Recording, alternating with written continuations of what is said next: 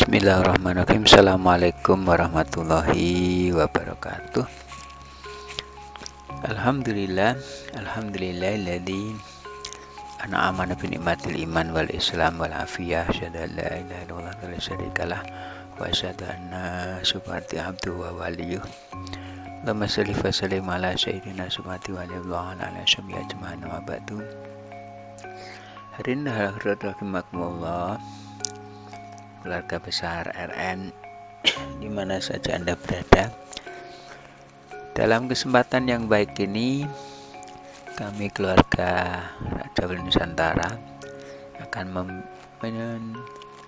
menerangkan tentang networking, jaringan kerja,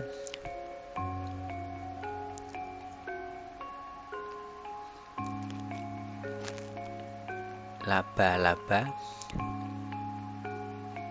dalam Al-Quran. Hari ini makmullah kita menggunakan SRI, spiritual, religi, dan intelektual. Spiritualnya kita mohon sama Allah agar diberikan kemudahan dalam membedah permasalahan ini. Religinya kita mengambil surat Al-Ankabut ayat 41 sampai 44. Intelektualnya kita akan membahas tentang networking atau jaringan kerja yang sekarang ini sangat dibutuhkan dan korelasinya dengan laba-laba yang ada di dalam Al-Quran. Mari kita awali dengan religinya, yaitu surat Al-Ankabut ayat 41 sampai 43. A'udzubillahi minasyaitonirrajim. Bismillahirrahmanirrahim. Masalul ladzina ittakhadhu min dunillahi awliya'a kamatsalil ankabut ittakhadat baita wa inna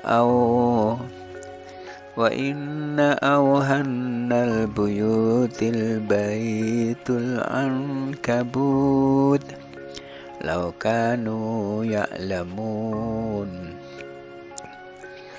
Masalul ladzina ittakhadhu min dunillahi awliya'a kamatsalil ankabut ittakhadat baita wa inna awhanal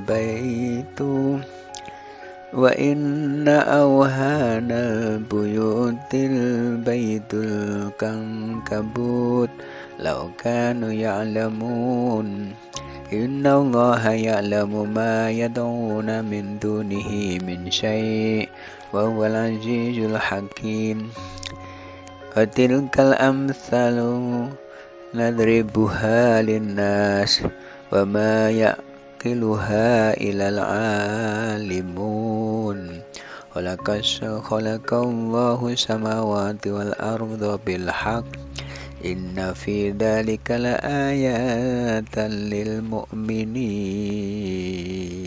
Shadaqallahul adzim. Yang artinya ayat 41 dari surat Al-Ankabut, perumpamaan orang-orang yang mengambil pelindungan selain Allah adalah seperti laba-laba yang membuat rumah. Dan sungguhnya rumah yang paling lemah ialah rumah laba-laba kalau mereka mengetahui. Ayat 42, sungguhnya Allah mengetahui apa saja yang mereka seru selain Allah, dan Dia Maha Perkasa lagi Maha Bijaksana. 43, dan perumpamaan ini kami buatkan untuk manusia dan tiada yang memahami kecuali orang-orang yang berilmu. 44, Allah menciptakan langit dan bumi dengan hak. Sungguhnya apa yang demikian Sungguhnya pada yang demikian itu terdapat tanda-tanda kekuasaan Allah bagi orang-orang mukmin.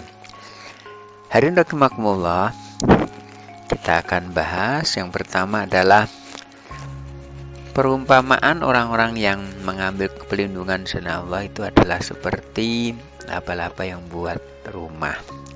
Jadi kalau dari sisi fisik,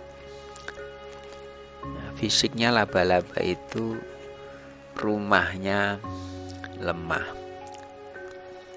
Nah, jadi seluruh makhluk sebenarnya lemah. Yang qawiyun, yang kuat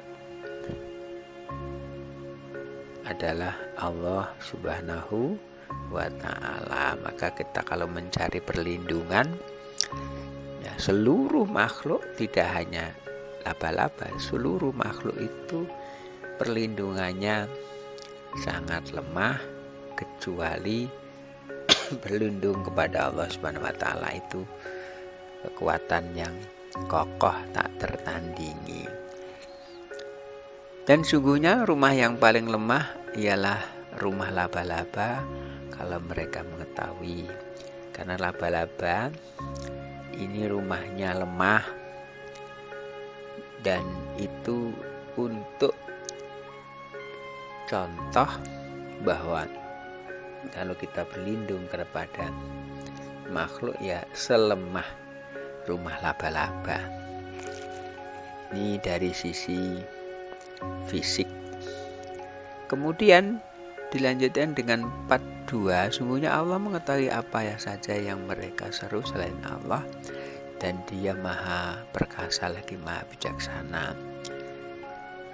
Saudara-saudara kita yang menyeru selain Allah itu sebenarnya adalah lemah. Menyeru selain Allah itu lemah. Sementara Allah adalah Azizun Hakimun. Allah adalah Maha Perkasa dan Maha Bijaksana. Jadi Aziz, keperkasaan Allah, dan kebijaksanaan. Ini di ayat 42. Kemudian ayat 43. Dan perumpamaan-perumpamaan ini kami buatkan untuk manusia, dan tiada yang memahami kecuali orang yang berilmu. Jadi Allah memberikan perumpamaan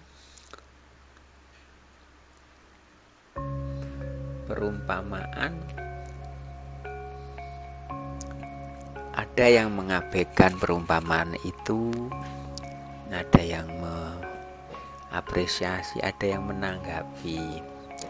Nah, yang mengapresiasi dan memahami inilah orang yang berilmu. Dari jaring laba-laba ini lahirlah yang disebut dengan networking. Networking itu adalah jaringan kerja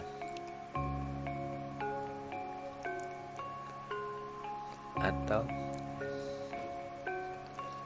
kerja dengan jaringan. Kerja dengan jaringan. Hadiratullah. Nah, kemudian ayat 44 ini adalah menunjukkan Allah menciptakan langit dan bumi dengan hak, dengan kebenaran. Sungguhnya pada yang demikian itu terdapat tanda kekuasaan Allah yang maha bagi orang yang mukmin. Yang tahu kebesaran Allah itulah orang mukmin. Yang memahami ayat Allah orang yang berilmu.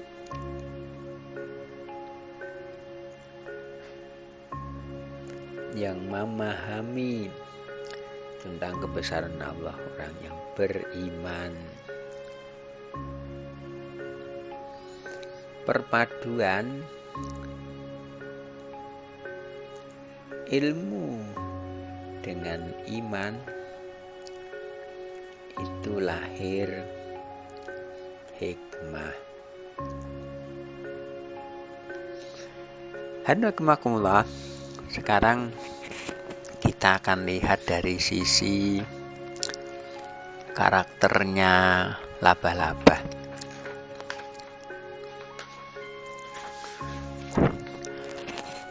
Laba-laba ini adalah hewan karnivora.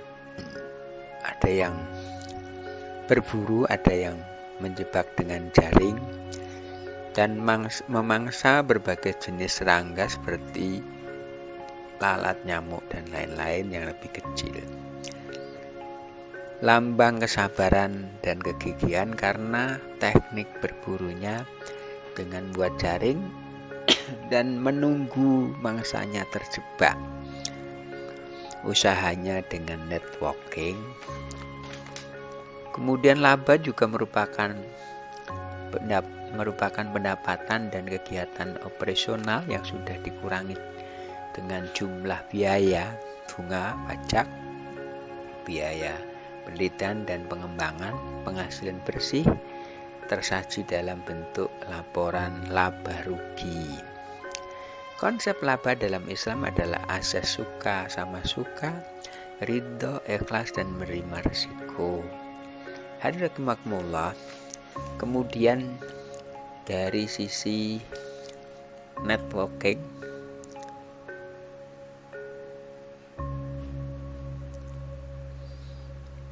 dunia sekarang ini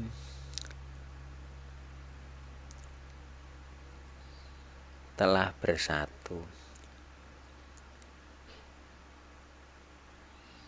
dalam teknik jaringan. Jadi saudara sekalian, bahwa dunia sekarang ini itu satu. Indonesia, Amerika, Eropa, Rusia itu satu dengan yang lain, saling berpengaruh. Contoh, perekonomian Amerika mempengaruhi dunia ini dan mempengaruhi tiap-tiap negara. Hadirin rahimakumullah, bahwa supply demand yang ada di dunia ini itu sekarang sudah mengglobal jadi satu. Nah, saudara-saudara kita yang di Indonesia punya pendapatan hasil bumi, pertanian, peternakan, perikanan. Kemudian kita supply ke negara yang tidak punya penghasilan bumi. Nah, teknologi Jepang, Amerika itu disuplai ke negara-negara yang agraris, negara yang penghasilannya pertanian, perkebunan, perikanan, dan itu saling mempengaruhi.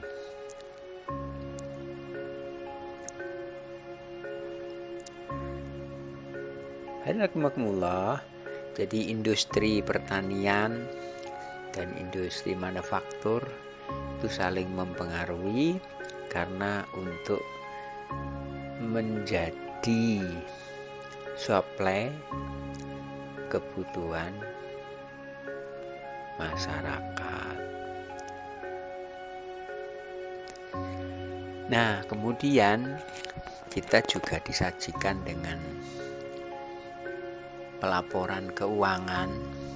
Jadi kalau kita melihat dari kinerjanya laba-laba, Kinerja laba-laba itu adalah memberikan antara pendapatan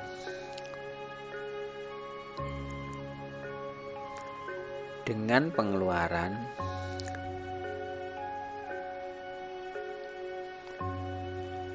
dan investasi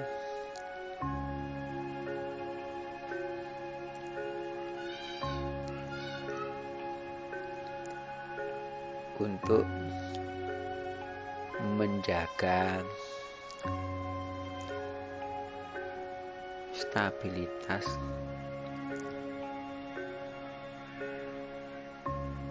tetap surplus atau profit. Jadi ketika laba-laba itu menciptakan jaringan, maka jaring-jaring itu menangkap mangsa baik lalat maupun nyamuk. Nah, kemudian mangsa itu sebagian dimakan sebagai konsumtif. Jadi pendapatan ini ada konsumtif sebagai makanan, sebagai konsumtif, namun juga harus diinvestasikan, memperbarui jaring. Jadi ini sudah punya aktivitas antara profit yang diterima, kemudian menggunakannya secukupnya dalam konsumtif, dan akan diinvestasikan dalam bentuk membuat jaring, memperbarui jaring. Nah, kemudian kalau dalam bahasa Jawa itu laba-laba itu punya prinsip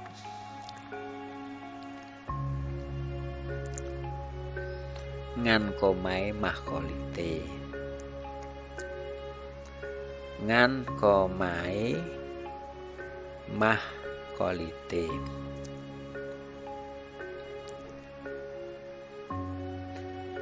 Artinya mangan songko omahe gawe omah songko silite. Makan dari rumahnya hasil jaringan, kemudian memberikan investasi kepada jaringan lewat anusnya, karena dia investasi terhadap jaring-jaring, yang jaring-jaring itu sebagai alat untuk menjaring, mendapatkan laba atau mendapatkan profit. Dari rahimakumullah, maka networking inilah sebenarnya sudah digambarkan oleh laba-laba. Jadi laba-laba itu dia punya modal membuat jaringan, kemudian dari jaringan itu mendapatkan makanan, sebagian untuk keluarga, untuk ngurusi anak, untuk ngurusi istri, pasangannya, anak dan juga pasangannya. Namun tidak lupa dia juga menginvestasikan untuk jaringnya supaya jaringnya tetap kokoh, dan dia adalah pembuat jaring sutra yang paling kuat versinya laba. Kalau versi manusia itu lemah jaringannya, tapi kalau versi laba adalah kuat. Bahkan benda-benda atau hewan-hewan yang kecil itu dapat terjaring karena ada daya lengket, dan itu tergulung dan menjadi mangsanya laba-laba. Hadirin rahimakumullah, maka kita sebagai manusia ini harus menciptakan kreativitas. Nah, kreativitas itu dimulai dengan ilmu. Nah, kemudian setelah kita punya ilmu ini harus punya iman untuk pemantapan, bahwa tanpa kita memahami itu kita juga gak akan memiliki kreativitas, tapi kita juga harus mengakui kebesaran Allah. Inilah jadi iman. Perpaduan ilmu dan iman itu hikmah. Ya, hikmahnya adalah percontohan-percontohan yang Allah berikan ini adalah untuk manusia agar manusia mengambil pelajaran yang berharga, yaitu produktivitas kita ini harus disisihkan harus ada konsumtif, namun jangan lupa bahwa itu ada investasi. Dengan investasi di jaring-jaring yang menjadi alat mendapatkan profit, maka itu akan terjadi surplus. Jadi pendapatan dikurangi dengan pengeluaran dan investasi, dengan menjaga investasi yang kokoh itu akan mendapatkan pendapatan yang berkelanjutan, dan itu akan dengan raca rugi labanya maka akan mendapatkan raca surplus. Hadirin rahimakumullah, dan ini termasuk laba-laba ini nggak pernah rugi, karena termasuk adalah dia sudah didesain oleh Gusti, oleh Allah, bahwa produktivitasnya akan menghasilkan pendapatan untuk jadi konsumtif dan sebagian investasi, dan itu siklus berkelanjutan dan surplus dalam kehidupannya, dan dia jika bisa mempertahankan kehidupan generasi selanjutnya, generasi laba-laba yang memiliki keterampilan yang sama karena turunan derivatif dari kedua orang tuanya. Mudah-mudahan pelajaran laba-laba ini menjadikan buat kita networking yang sekarang ini sangat dibutuhkan oleh kita, dan kita memiliki jaringan internasional, mari kita manfaatkan untuk kepentingan diri kita dan kepentingan orang lain, dan mari kita investasikan lagi kepada jaring-jaring itu sehingga semua akan menjadi bagian dari profit, surplus, dan itulah kebesaran Allah, dan itulah yang harus kita mensyukuri atas nikmat Allah SWT.